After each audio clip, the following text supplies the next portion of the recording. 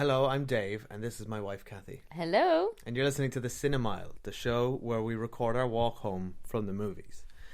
But today, the movies has come to our home. To Netflix. Because thanks to the advent of streaming services paying for very high-profile movies from the likes of Martin Scorsese and now the Coen Brothers. Why am I talking like some sort of infomercial? Are you being paid by Netflix? Basically, we're watching the Ballad of Buster Scruggs. Why did I say the word advent? I have no idea. But we're really excited because we just found out this was on Netflix yesterday, and I think it just came out yesterday, and we love the Coen Brothers, so this is awesome. Yeah, and we don't know anything about this, which I knew this was coming out on Netflix, but I deliberately avoided every detail, including a synopsis. So I really have no idea and who's guys, in this. This is what it's dedication. about. Because Dave actually took a picture of the synopsis to put on her Instagram, and I didn't even look at it. And I looked at the away. Synopsis. So we still don't know what this movie is about. We don't know, because I think that is the optimal way to view any movie, particularly one that you know you're going to watch anyway. And the draw of this is the Coen Brothers. Yeah, they're all I care about. What's your favourite Coen Brothers movie? The Big Lebowski. Mm-hmm. It's a very typical answer. Sorry. I'm just saying. Oh, so typical. I'm just saying everyone says The Big Lebowski. Oh, so I'm just following the crowd. Is that what you're saying? Yeah. Am I not allowed to have a personal opinion on something? No, you are. What's your favorite? What's your favorite Coen Brothers movie? I like The Big Lebowski too. My oh my god, it's such an obvious answer. My favorite is Inside Llewyn Davis for multiple reasons, mainly for Oscar Isaac singing. I wonder though. Okay, here's the thing, because the soundtrack to that movie is outstanding. It's the soundtrack to my life. I listen to the soundtrack to Inside Llewyn Davis at least twice a week, and have done since it came out, which was like 3 or 4 years ago now. More even. We saw it when we lived in Sydney. Like, genuinely, one of my favourite songs is Hang Me from that movie, and I sing it all the time. Like, if I'm in a bad mood, I'll listen to Hang Me. If I'm in a good mood, I'll listen to Hang Me. I hope someone doesn't take you up on the advice. So amazing. I wonder though with that movie that because I really thought it was a great movie personally, and thought the soundtrack was amazing, and Oscar Isaac was excellent, but I have no desire to rewatch it. I rewatched it. Yeah, I When? rewatched it on the plane. It didn't have the same. I think seeing it when we saw it was a magical experience, and I'm not one for rewatching movies anyway. It was the most into one of the movies I've been. But I like them all, to be honest. It's quite a grim, it's grim, kind of movie. Like, remember when we saw Burn After Reading? That was so funny. Yeah. But I've also no desire to watch that again either. No, funnily enough, I wouldn't revisit a lot of them. All right, so what do you think? The Coen Brothers tend to do either sort of farcical comedies or serious sort of crime dramas almost, and sometimes those two overlap a little bit. But I'm judging the fact that this is called The Ballad of Buster Scruggs. I'm hoping it's Inside Llewyn Davis. Comedy. I'm hoping it's more Inside Llewyn Davis. No, I think it's going to be an out and out farce comedy. Oh, I'm hoping it's a farce comedy, but B, it has the music of Inside Llewyn Davis. And I'm hoping it's better than the last one that we watched of theirs, which I'm blanking on the name of.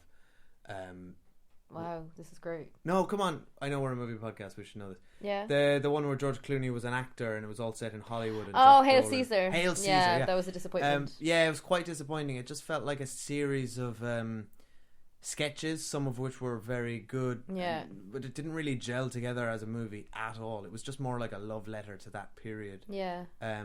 But look, my main issue with this is I have seen that James Franco's in it, and I'm not a fan at all. I find it actively a turn off to see him in a movie. So, funnily enough, this is going to be our second movie this week with James Franco, because we watched The Disaster Artist today because we'd never seen it. Quite an easy watch. Easy watch, grand, didn't deserve all the praise it got. I agree. That was quite it's fine. Bit overrated. Yeah. But now I can't believe we're watching him twice in a week because I find him really gross. So anyway, I'm hoping he's not in it too much. That's all I have to say on it, really, because I find him off-putting. And because we're at home, we've made our my patented popcorn combo. Yeah, if you want to see what that looks like, head to our Instagram story. I mean, it just looks like popcorn. Still live. But basically, yeah, if you don't know what popcorn looks like, I do coconut oil, popcorn kernels, and then at the end I put Himalayan rock salt. But tonight I did the coconut oil, and the popcorn was all popped and hot and ready for the salt. And then I realised the salt was empty. I cannot remember the last time a thing of salt was empty. Oh, that never happened. So then I got desperate and I melted loads of salted butter and poured it on top, and now it's really sickening. But I'm still going to eat it all, but I wouldn't advise what I did. I think it was a bad move. Why did you think it was a good idea to tell this story? I just thought people were interested. Last time we spoke about popcorn, loads of people messaged me saying that sounds really nice. Oh, I'm going to tell the one about when the salt ran out. Yeah, on the anyway, podcast. right, we need to go and watch the Ballad of Buster Scruggs, because whatever it's... What's it called? I can't read the writing. Scruggs? The Ballad of Buster Scruggs. The Ballad of Buster The Scruggs. title art's like in italics, and also Right. it looks like it's really long, so we need to go. We will see you in exactly 2 hours, 13 minutes and 16 seconds. Bye. Well, not for you people. You can just listen to a little bit of the trailer and then we'll be back. That's the magic of podcasts. Goodbye. People are so easily distracted. So I'm the distractor with a little story. People can't get enough of them because, well, they connect the stories to themselves, I suppose. And we all love hearing about ourselves. So long as the people in the stories are us, but not us. This'll tell the tale.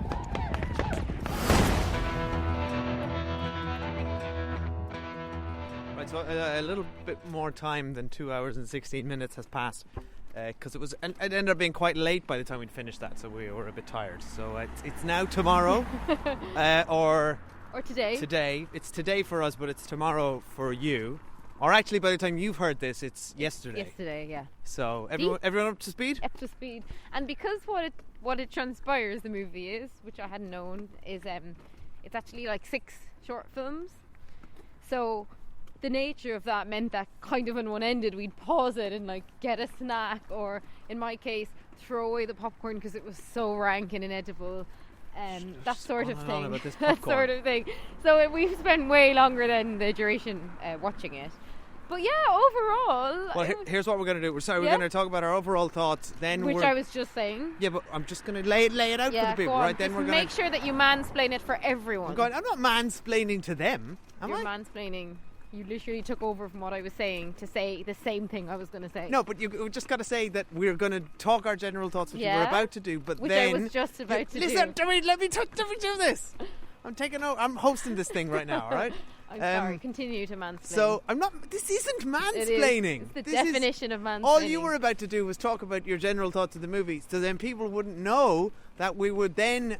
We weren't going to talk about the specific plot details of any of the 6 anthology series, which you will hear in Spoiler Street, and we'll go through one by one. And that's what you're going to get here. All right. Okay. That's not mansplaining. It is mansplaining. That's hosting. That's presenting the format of this episode. But I was just about to say all that when you cut me off. No, you weren't. You were just about to talk about what you thought about the movie. I was about to say it. So, Cathy, what do you think of the movie? Movies. It's one movie, isn't it?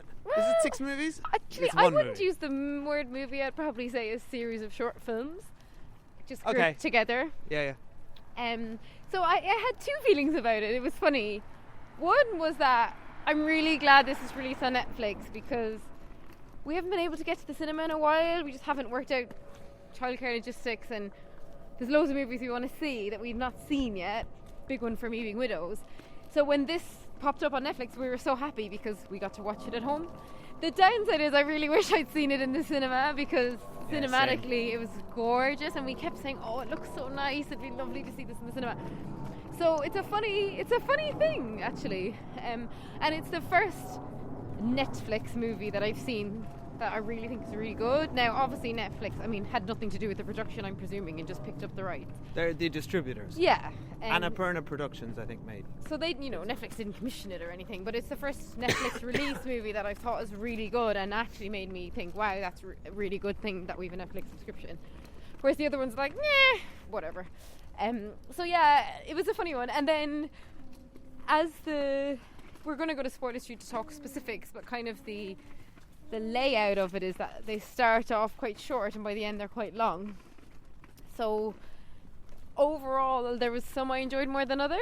I think we won't do an overview of them all, but I did say that James Franco was in it, which I personally find a turn off. Luckily, he was in one of the shorter ones, and he actually wasn't very visible, but I think they had just maybe used him in some of the imagery I'd seen or something, so I thought he was going to be more prominent than he was. Well, we watched the trailers afterwards. He's kind of front billing. Yeah. He's the top billing for this thing. It's an unusual thing that they've done that, because I know he's been involved, like, embroiled in the Me Too scandal, and for example, I know when they did publicity for The Juice season 2, David Simon show, they kept him out of the publicity, albeit he's in the show. So I'm surprised to see him at the front of the campaign in this, but maybe that's a Netflix drive and that they know that would grab people and make them watch. Because other than that, the trailer is a bit out there because we watched it afterwards, and if it didn't say Coen Brothers on it, and if James Franco wasn't in it, maybe it's not one that people would have cared to watch. I don't know. Well, actually, quick side note. I think that's an interesting question, whether or not this would have actually performed at the box office, because I think westerns in the modern age notoriously haven't performed well. So Netflix probably was the best home for it from the financial terms. Yeah. Anyway, carry on. I remember the Hail Caesar not doing that well for them. And it's funny watching this because it is the Western thing, and it did evoke other movies of theirs like True Grit, which I was a huge fan of, and Oh Brother Where Art Thou, which I love. No Country for Old Men. No Country for Old Men. So this is like a playground they play very well in, and it's interesting because I know you'll talk more about it, but everyone's obsessed with Red Dead Redemption at the moment, and obviously with Westworld, and it feels like the right platform to watch it, alright, to be watching it at home. But yeah, so I enjoyed some movies more than others. I didn't enjoy that for the first 4 there were no females in there at all, which really annoyed me, and there was no one, forgive me if I'm wrong, I don't think women existed in the Wild West. There's no one who wasn't white, so I'm disappointed to see a movie where everyone's white and 4 out of the 6 stories don't even have women in them. But so I really enjoyed the Tom Waits one. It was probably my favourite. I also really liked the Tom Waits one, and I really liked the woman with I've forgotten her name. Is it Emily Gordon? Zoe Kazan. Why am I thinking Emily Gordon? Because Emily Gordon is the name of the Kumail Nanjian's wife. Who she played in The Big Sick, which I love. Oh, sorry, am I mansplaining you right now? No, that's not. That's helpful. So yeah, they were my 3 favourites, and we'll speak to the rest on Spoiler Street. David, what did you think? Oh, I'm David now, is it? You are David. Oh, so you add in an extra syllable when I've been mansplaining you too much. I really liked it. I thought it was magnificent. I thought it looked incredible. I thought there was a real variety on show here. We talked earlier about how the Coens kind of play, they tend to play in comedy or drama, and the two don't really overlap too much, but I thought there was a sort of a nice blend of the two here. Some stories were certainly much more comedic than others, but they were all very enjoyable. Sorry, that's the sound of rustling autumn leaves at a buggy, for anyone who's wondering. Yeah, lovely and crisp. And I think the Coen Brothers are so interesting because they have such all their films are so diverse and when you different. say diverse, what do you mean? The topics and the genres they play in, they're so varied. They're sort of they're all their movies when you look back on them, but there's something that makes them consistently recognizably Coen Brothers, and I guess that's what defines an auteur, or auteurs, so to speak. Yeah, they're very distinctive, I think. But it's also hard to define what exactly that is. It's a sort of an eccentricity almost, isn't it? Like they have a great way with dialogue, which I love. They're really out there. They really are out there, and some of the stuff in here is really weird and out there. So I thought it was great, and I think in particular the director of cinematography here, or director of photography, or whatever that title. You're right. In your hand. Fine. You go. What's the cinematography in this movie was just outstanding, and I assumed it was Roger Deakins, who they worked with a lot, but it wasn't. It was what's his name? Fantastic audio. Thanks, Dave. I should woman-splain you a bit on getting your facts checked before we start recording. Bruno Del Bonnell, he's French.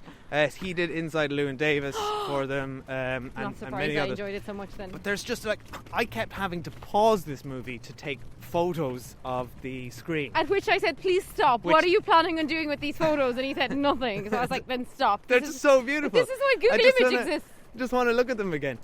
But yeah, I mean, admittedly, that's a very frustrating and annoying thing to do. So We were pausing it enough for snacks. but my God, there's just like so many frames from this movie you could just frame and stick on the wall. It was just absolutely stunning. And the other star of this movie, I think, was the whoever the location scout or scouts are, because some of the places in this, particularly in the Tom Waits story, and I don't even want to find out if any of this wasn't real, because It looked real, didn't it? they looked real. Yeah. It looked very tactile. I hope they were real locations. It just looked expensive. stunning. Yeah. It did. Yeah, it did look expensive. Like there's a movie that has like loads and loads of carts, and they're like a big kind of wagon of carts, and like it looked real. Like that looked like they actually had all of that going on and in that setting, didn't it? Yeah, very much so. And I think as a, you mentioned Red Dead Redemption 2, which I'm sort of steeped in at the moment and I'm loving, and so I'm very much like in the mode of westerns right now, and I think as a western, it sort of played well with a lot of the tropes while sort of bringing something sort of interesting spins on a lot of scenarios, and it was entertaining. It was funny. It was really funny. It was quite tragic in places. So I thought, yeah, it was quite a success. Yeah, it was a success, I thought it was very, very good. And it hung together a lot better than Hail Caesar did, for instance, which also felt like a load of disparate stories, but that they tried to make one movie out of it. So this almost worked. This was better by isolating all of them and making them totally set. There's really no through line. They're very much 6 short stories in and of themselves. The only through line is that they're set on the west. But yeah, and look, before we get to Spoiler Street, I really did enjoy it, and I remain a fan of the Coen Brothers, but it's just a shame that, like, okay, in this day and age and in this current climate, and look, I don't know when they shot it, but honestly, to have James Franco in your movie, to have, as I said, next to no women, and to have every single person in the movie white, it just feels like it's weird. It's weird, right? Let's admit it. We're fans of them, but that's weird, and I don't get it, and it's a shame for me. I don't know why they would have done that, and yeah. So I was disappointed from that sense. So that's what I have to say. But I think we should get to Spoiler Street now, because ultimately I really recommend it, and actually I recommend it the way I love. Particularly, I really enjoy reading short stories, because often you just don't have the attention span to like engage with something really long. So in the evenings, like, you can read a short story before you go to bed. Like currently, I'm reading the ones Dave bought me, which are the ones Tom Hanks wrote, which are kind of a bit hit and miss, but relatively enjoyable. But this is, you could pick it up and watch one, pause it, then you could watch the next another night, pause it. You don't have to watch it at all as a movie. And I think that makes it sit well within Netflix. They almost could have released it as like 6 episodes, except that there would have been quite like disproportionate lengths of one versus There was the other. rumours of it being a TV series at one stage. Yeah, so that would have been cool as well. But anyway, I think we're turning on to Spoiler Street. Let's turn on to Spoiler Street now, and we'll go through these stories Yes. one by one. So the first one is the eponymous Ballad of Buster Scruggs, which I thought he was going to be the narrator almost. Like, why call the movie that, and then just have one story about him? I think that's just like, the way a collection of short stories would do the same thing, where you just have like Would they? one of the okay. The Birds, that collection. That Oh, I just right, read right. recently. Like, obviously there's only one story called The Birds in that. So what did you think of this one? This is really odd. It's really odd, and again, because it was the first one and he was like the title character, I was a bit confused by it, and I think I might have enjoyed it more if it had maybe been at the end, because then I would have been in the swing of the flow. But because I didn't even know it was a series of shorts, I was a little bit confused by what was going on with him, and I kept thinking, oh, was he an older James Franco? Like, I didn't know what was going on.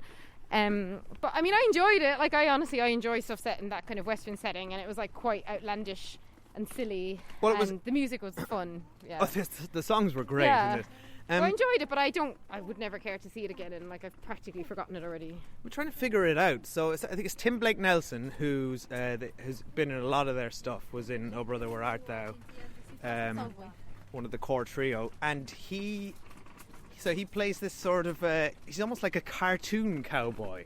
Yeah. Like he's literally out of a cartoon in his antics. I mean the bit where he makes someone shoot themselves in the face by hitting a loose board on a table was we had to rewind absolutely hilarious because I didn't get it. But like that's straight out of like Wile E. Coyote or something. So it was almost like everybody else in this world wasn't in a cartoon. He's this cartoon cowboy that seemed out of place in that he's almost he's this like all singing, all dancing, all shooting cowboy. But it was kind of implied that he, like, because each book is taken from a short story. Each story is taken from a book, and each one's a short story. And I loved how they illustrated that with the actual physical book. Oh, and which I want to own. The implication for him was that his legend has been bigged up for this book, I think. So what we're seeing is an exaggerated version of the story for the sake of the book. I think that's kind of what they were doing. Right. Because of course at the end they spoke about his legend and how the guy who killed him would carry it on and stuff. So I think it was just that really exaggerated. I think that's what it was. I mean, I liked it, and like the end was really weird. So I thought it was funny when he died. There's some amazing stuff in this. The two shots in particular stood out to me. There's an amazing shot from inside his guitar, and they edited the audio so it sounded echoey. Yeah, and you could see the fingers strumming on the strings. That was cool. Which I've never seen before and was great. Yeah. And the other one was when Buster Scruggs himself gets shot in the head, and the slow reveal of that. Oh, that was awesome. As the hat tilts down from his point of view, I thought was just incredibly done. There are so many visuals throughout this movie that are just outstanding and will stay with me. And some of the writing was particularly funny here. I loved all the stuff with the him floating up to heaven was just mad. That got a bit weird. I mean, I laughed and then I was like, okay, I'm done with this. But again, that's literally out of a cartoon. That image of somebody's spirit floating up with wings and a harp. That's old animated sort of. It was like angels at the gates of heaven stuff. kind of thing. But yeah, so that was the shortest one. So we need to click along now. What was the next one? The second one was James Franco as sort of he there wasn't much to his character. He was just sort of the typical cowboy. Yeah. Which is why I was trying to say earlier. I think a lot of this is dealing with Western archetypes. Honestly, I'm not completely au fait with sort of the 50s and westerns of the 50s and 60s at his heyday, but a lot of like Buster Scruggs felt like he was from a sort of Saturday serial TV western for sure. from America, so that felt like it was a play on that, which and I think this guy feels very much. You even referenced Clint Eastwood at one point. He feels like that man with no name type. I really walking liked into this a bank in the middle of nowhere. As I'm thinking about this one, I really liked this one, and to his credit, I thought James Franco was good in it, albeit I would have preferred if he wasn't in it. He's got the right look for a classic cowboy. He was good, but like for such a short movie, I don't know why they bothered putting him in it, to be honest. But no, I really enjoyed this plot, and I thought the end was really funny. Like this was like classic Coen Brothers dark humor. Like it was funny, wasn't it? It was. It really, the whole thing was just like to be almost hung twice, and to be almost hung, and then in the same day be actually hung is like quite funny. And I thought it was really good the way at the end it just faded to black. And I really enjoyed at the end of every film the way they kind of faded back to the end of the story, and there was always like another paragraph that we got to read. And again, this really served it being on Netflix because we got to pause it, whereas if we'd been in the cinema, I wonder if they'd released it in the cinema, if they'd have froze on the book for longer, or how they would have done it, because I'm a fast reader and I got most of it in without pausing, but you didn't, and I couldn't read all of it. I hope they produce this book for sale because I want to buy it so much. You'd buy it and then never read it, and it would gather dust, and we'll give it to a charity shop. But even the writing in the book was just lovely. Yeah, it was lovely. But I thought this was a lot of fun. Yeah, this one was fun. Forget the name of the actor, but the famous for the dweeby dude in Office Space was playing the bank. He was clerk. funny, and he was great fun coming out with covered in saucepans. And again, in the book, he was illustrated to look like the Tin Man. He had so many saucepans, but in reality, he'd like 3 hanging off him as like his bulletproof vest. But like, there's so many good lines in here. The when James Franco's character is asked what his what his last words are. He said, "That pan-covered son of a bitch back at the bank don't exactly fight fair." That was it. That was funny. There's so many lovely and again the image of James Franco hanging by a rope as his horse slowly eats That was brilliant. grass in a sequential line. That's such an amazing scenario to concoct. So he's like being, for anyone who didn't watch and who's just listening, he's being hung, right? So they put him on the back of his horse, and he's tied, like he's got a noose around a tree, and then these like wild Indians come in and chase the hangman away, and then they leave too. So he's just stuck there sitting on a horse with a rope around his neck as the horse starts gradually moving away to eat the grass. And it was really funny. Like, actually, in terms of laugh out loud, we might have laughed the most at this one. Well, really, I mean, it felt like the whole thing really just existed for the punchline, which was first time. And it felt like they worked backwards from that a little bit. But really fun. Enjoyable. And a really nice length this one was, because the first one was a bit quick, and by the end they got a bit too long for me, but I really like the length of this one. It's just like a sketch. Yeah. But the opening frame of this, with him standing in front of that bank in the middle of the nowhere, is just beautiful. Yeah, that was lovely. So the third story is the one with Liam Neeson and the quadriplegic on the road in this travelling stage show. Oh yeah, this one was weird, wasn't it? So weird. But again, this one made me laugh, like, and it was really dark. Oh, this was dark comedy though. Liam Neeson, I don't know the actor with him. He's not an actor I recognise, but like, it's fun to see Liam Neeson like in a good movie and not in a Taken movie, and being a really good actor, which is what he is. I think the last movie I saw Liam Neeson in wasn't a Taken one, actually. It was remember there was some movie where like a plane was being hijacked, and it was like him and Julianne Moore and Lupita Nyong'o. I'm not sure how to pronounce her name. Do you remember that movie we saw? They were on an airplane. Anyway, completely by the by. I haven't seen Liam Neeson in a good movie. Flight. Yeah. Flight Plan. I haven't seen it. I don't know. That wasn't it. Haven't seen him in a good movie in a very long time, so I was just really pleased to see him. Non-stop. I don't know. I thought the guy he was acting alongside was brilliant. I thought his like monologues were amazing. He was so intense. I just looked him up, and you're never going to guess who he is. Who? He's Dudley Dursley from the Harry Potter movies. Oh my god! Yeah. I was thinking he looked kind of familiar, but obviously he's so much skinnier now. He was outstanding in this. Oh, interesting, really because good. I actually thought the special effects were well done. I thought it was really somebody who was a quadriplegic. It's incredible. Oh my god, that's so funny. But yeah, His name is Harry Melling. Just shout out to They were great together. I really enjoyed it. And I mean, there was a weird scene. So he obviously can't move himself, and like they've no wheelchair. So Liam Neeson carries him on his back when they're walking, and then he goes into a brothel, and the guy just has to sit in the room while Liam Neeson is with the prostitute. It's so gross. They really fleshed. There's so many good moments of comedy. How he just. The timing in this, how he just slowly goes over and turns him the other way. Oh, it's so weird. Right after he got really drunk and after. started singing like Irish songs, which I really enjoyed as well. Because up until that moment, Liam Neeson basically hadn't spoken, and the power dynamic seemed to be that the actor, the young guy, Dudley, was in control, and Liam Neeson was kind of like his servant. And then as it went on, it kind of flipped, and actually Liam Neeson's calling the shots, which was quite like unexpected to me, and I enjoyed the twist. It was dark. The twist was really dark, and I couldn't help but laugh because they did it in such a good way that it was all. Yeah, they completely letting the audience figure out what happened. Yeah, they leave it to your imagination. Yeah, completely leave it to your imagination. But I thought it was interesting how they didn't share a single line of dialogue. Did you notice that? Yeah, you're right. They never spoke to each other. No, and the other thing that I was trying to think about, like what all this means. No, I think maybe one line of dialogue after Liam Neeson stopped singing, and he said, "I want to go somewhere to the brothel." Though he was more directing it at the sky. Himself. Yeah. The guy, I mean, he just lived in constant sort of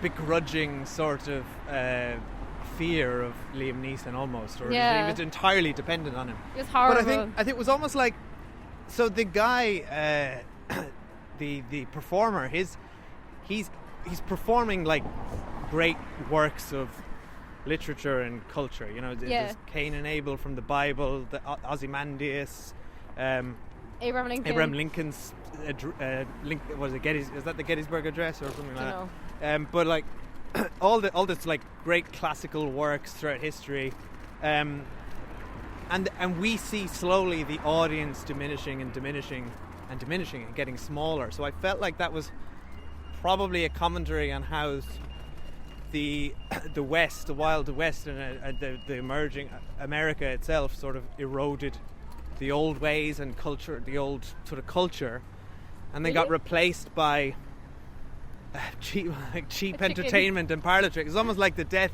like it's literally a chicken that can do maths. I mean, the chicken like, thing was so funny. It's almost like the way it's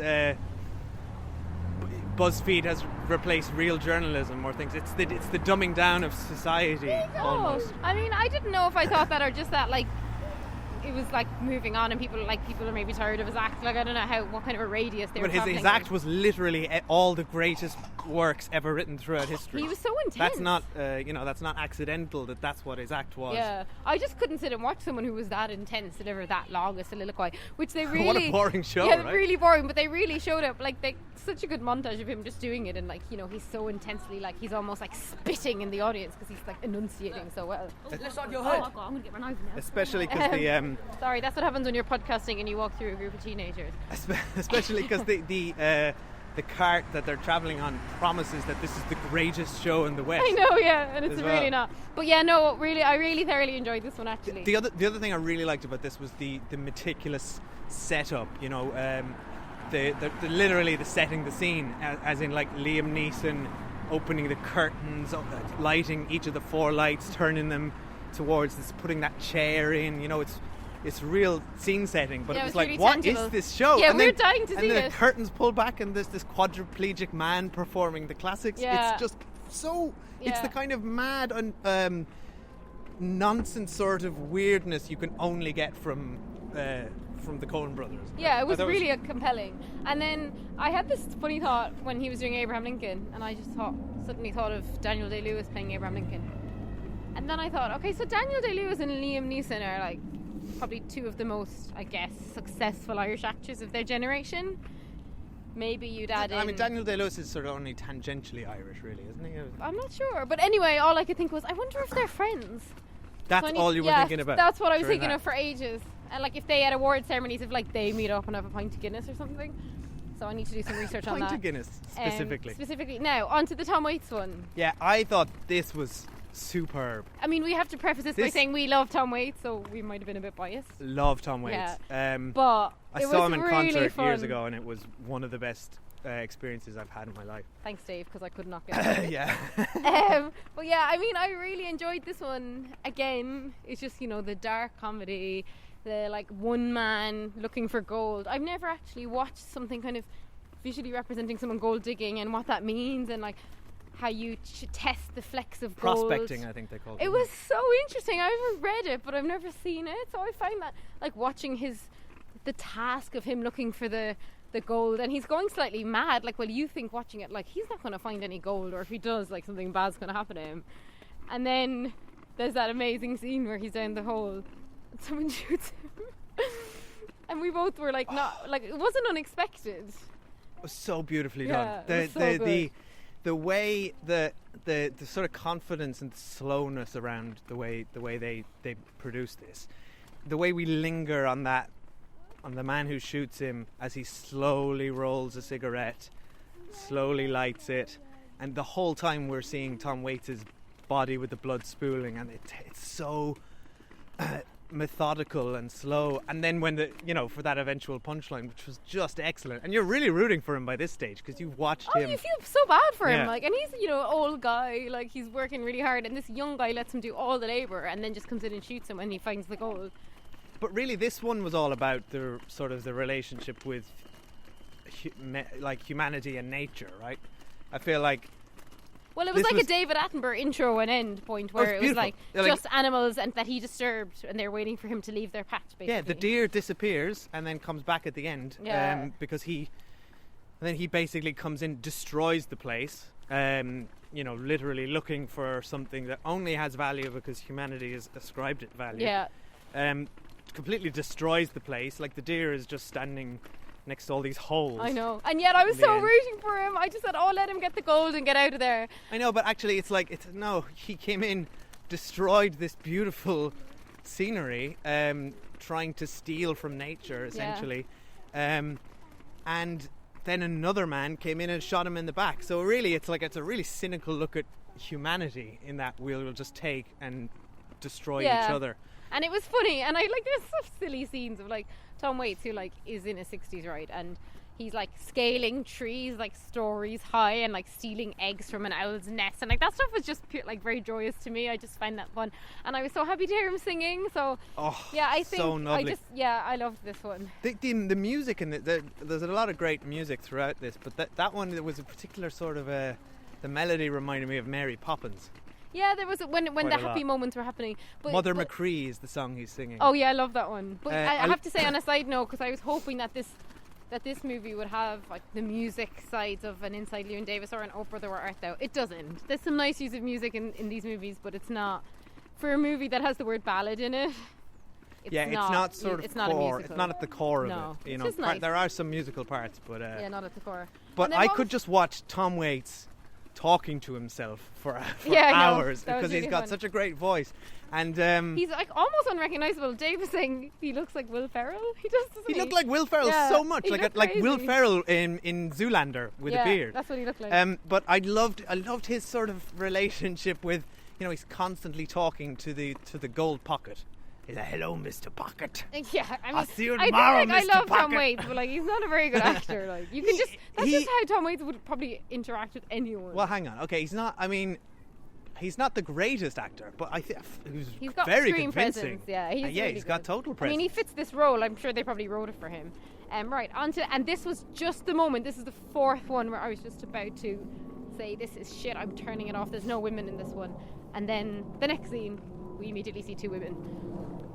So Zoe Kazan is really the star of this one. Well, but this is a little bit what annoyed me. She wasn't even the star.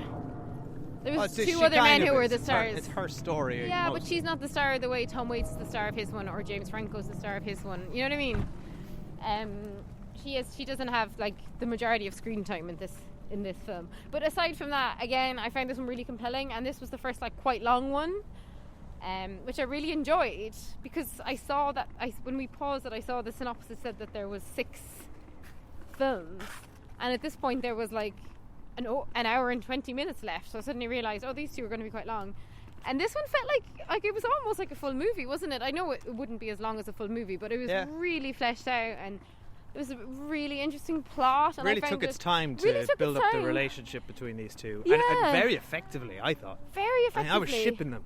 Yeah, I was shipping for them. And basically, like, she's riding in this wagon with her brother, kind of with the vague promise at the end of it she can get married to someone, and then her brother dies. And it's like really scary to be a woman then, because her fortune is completely tied in with her brother or this maybe potential man who's going to marry her. But while this ride is happening, she's like in limbo because she can't find her brother's money. And yeah, it's just really interesting. I just love the setting as well of all the cabins. The wagon train. Yeah, the wagon train, and like how they kind of mention, you know, there's like Indians around, but they don't attack wagons, and so there was like threatening Indians in 2 of the 6 of these, which I guess is like another trope of a Western.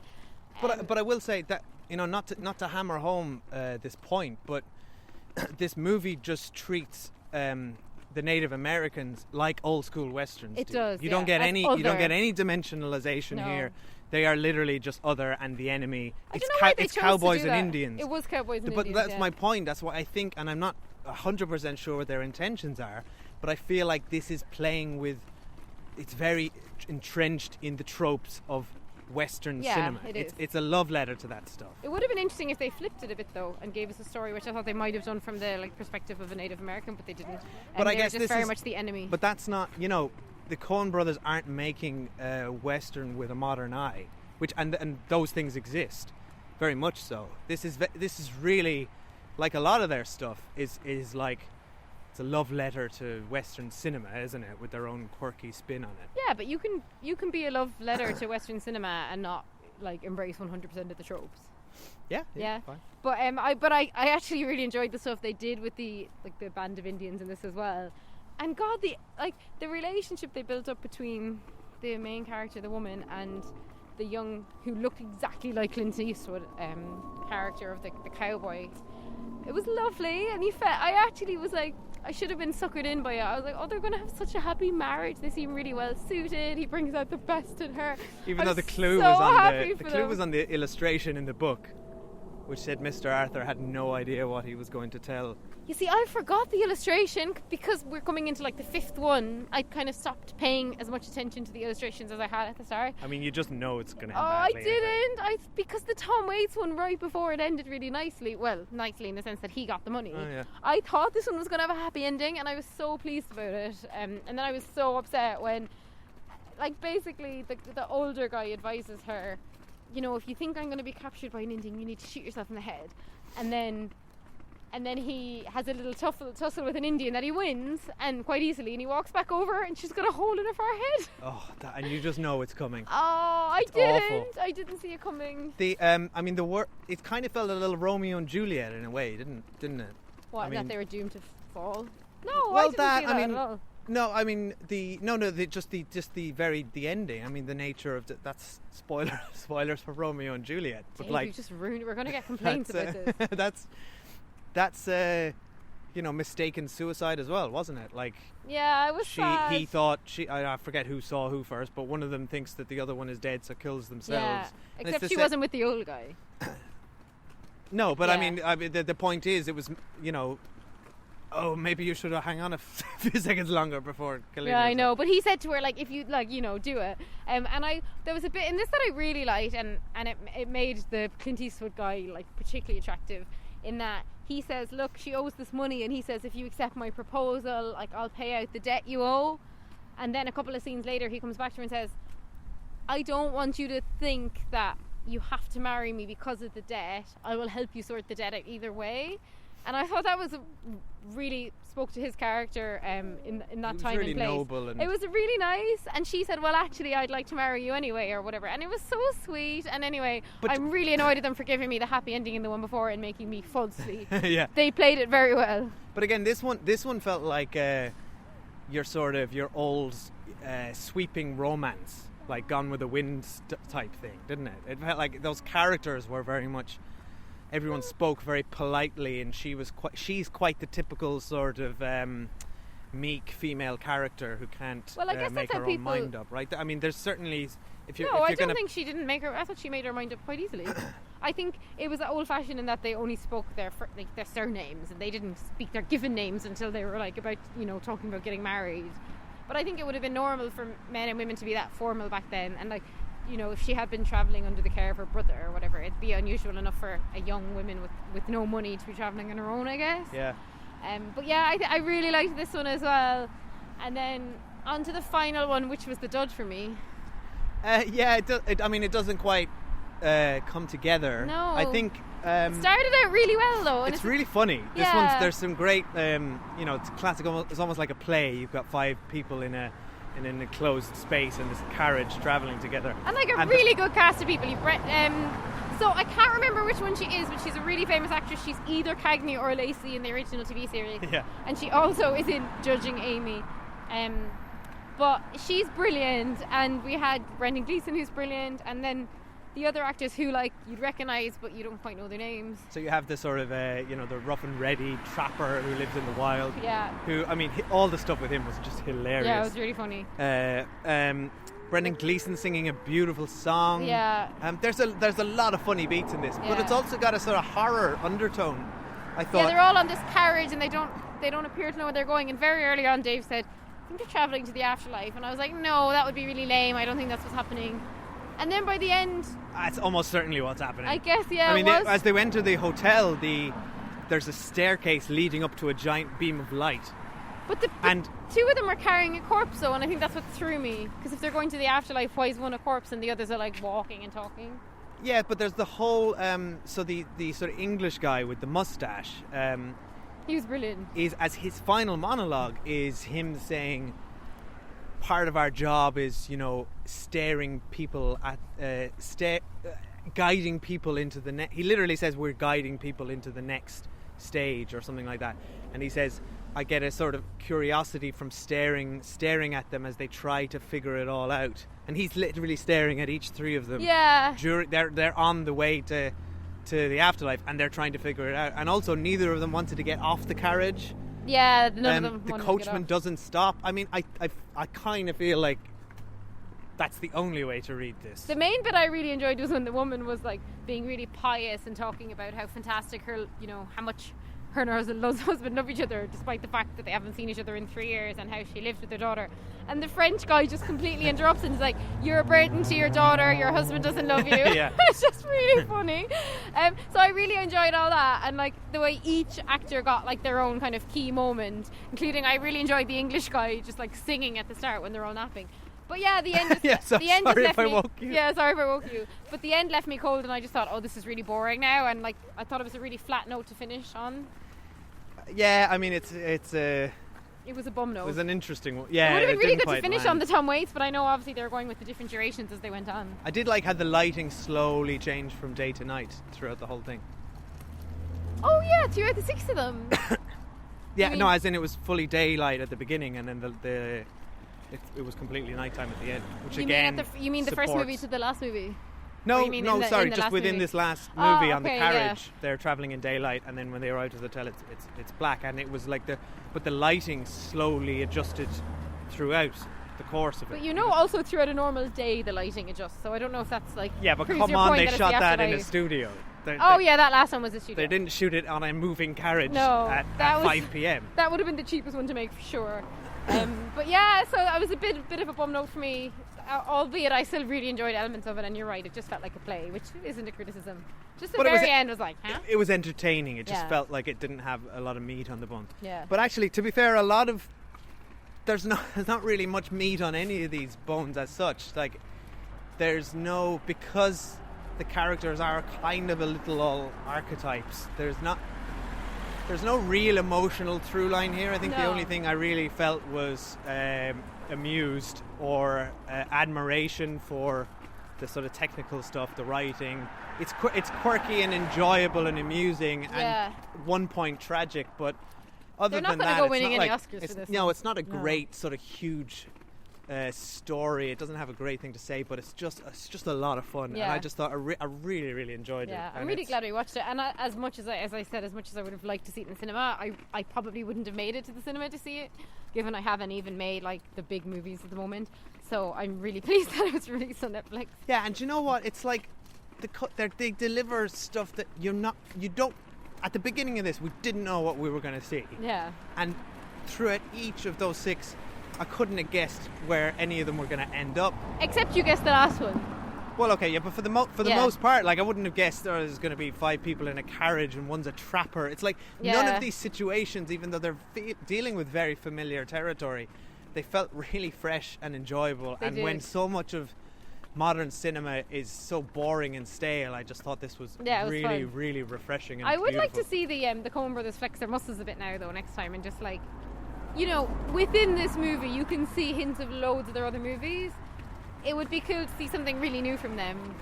I think that You would mean be awesome. you want to see them sort of escape their own style? Not escape their own style, but just like apply it to a new setting or new types of characters. I'd love to see them do sci-fi. That would be amazing. That would be awesome. Anyway, I better wrap this But up. yeah, we better wrap this We've up. been going Thank on you for for ages. listening. If you haven't already done so, please subscribe to us on Apple Podcasts or Spotify or wherever you listen to this podcast. And please, we would really appreciate it if you gave us a review, particularly a 5-star review would be very nice. Lots of people listen to our podcast, but we don't have very many reviews. And I know it's because people think it's a lot of faff to do and it's effort. But if you go on to your Apple Podcast, it's actually really easy now. They've updated the app and you can just tap 5 stars. You don't even have to write anything. That would be greatly appreciated. How great is the sound of these rustling leaves? I know, it's lovely, lovely. And you can follow us on Twitter, where I'm going to put up a poll about Dave's mansplaining. You can also follow us on Instagram, where we had a bit of fun last night when we were watching the movie. Not happy about this mansplaining thing. I'm not happy to be mansplained at. All right. And we're- Please go to Twitter and we're back me up here, also on people. Facebook. This is absolutely outrageous. It's I've been not. vilified. You've not been vilified. I have You've been woe mansplained. Okay? All right. Bye. Thanks for listening. Bye. You know the story. There are 2 kinds of people. Lucky and unlucky? Hale and frail. Upright and sinning. No. Dead or alive.